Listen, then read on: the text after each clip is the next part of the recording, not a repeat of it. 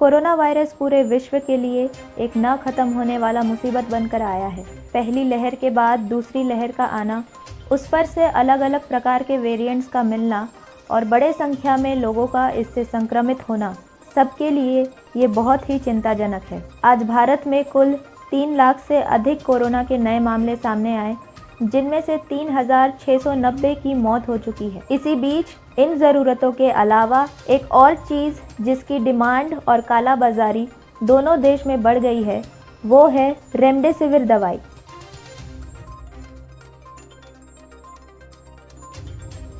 नमस्कार, मैं हूँ स्नेहा पात्रो और आप सभी का स्वागत है बारगांव टाइम्स में।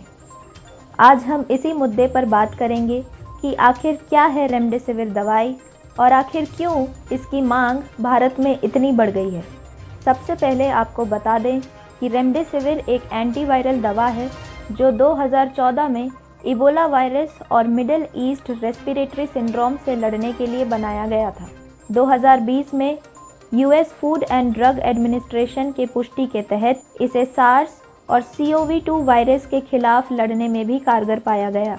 2020 में ही भारत सरकार ने कोविड-19 रोगियों के इलाज हेतु केवल आपातकालीन उपयोग के लिए 5 खुराक के लिए मंजूरी दी थी।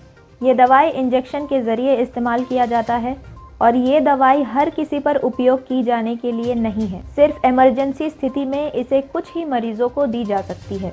हालांकि एक्सपर्ट्स का कहना है कि इस दवाई से कोरोना को पूरी तरह खत्म करने की कोई पुष्टि नहीं है।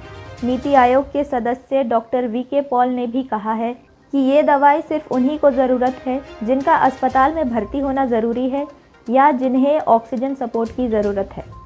अब जानते हैं कि भारत में क्यों इस दवाई की मांग अचानक से बढ़ गई। रेमडेसिविर कोरोना से संक्रमित मरीजों में वायरस के खिलाफ लड़ने की क्षमता पैदा करता है। बहुत से डॉक्टर्स कुछ मरीजों को इसे लेने की सलाह भी दे रहे हैं।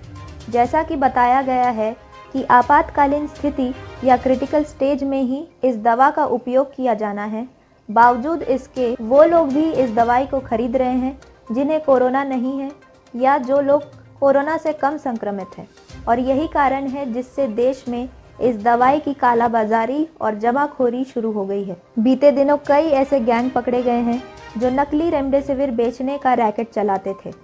कल ही गुजरात के मोरबी, अहमदाबाद और सूरत से पुलिस ने 6 लोगों को नकली रेमडेसिविर बेचने के जुर्म में गिरफ्तार किया है। पुलिस ने उनके अड्डे से 3,371 नकली रेमडेसिविर की शीशियां और 90 लाख रुपए नकद बरामद किए हैं।